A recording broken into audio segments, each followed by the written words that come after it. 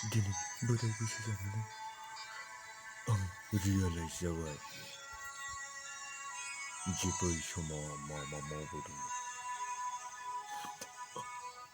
आरो दिनै मा जाखो।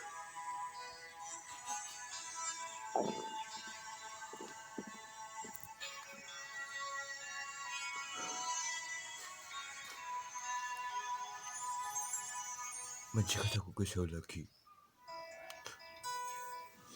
जेब्लाबो उन्दै समाव खामानिफोरखौ टाइम पास खालामनानै दाहगार। फरायनांगौ समाव फराय, लिरनांगौ समाव लिर, मोजां मोननायाव आखाइखौ दाहो,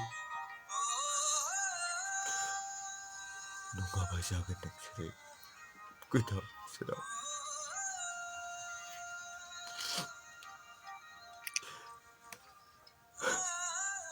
आङो बुंगोन सेंग्रा बैसोखौ मालाबा मोनफिना।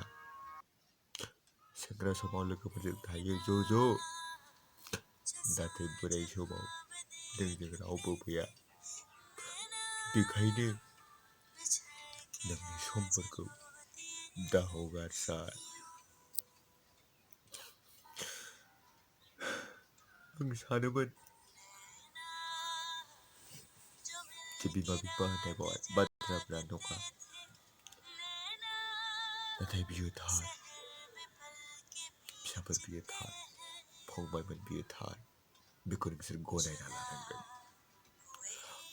आरो गनायना लानो हायाबा खैफोदनि समा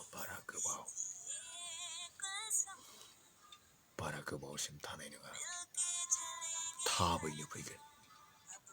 मिथिबायना? आं बारा बुंला।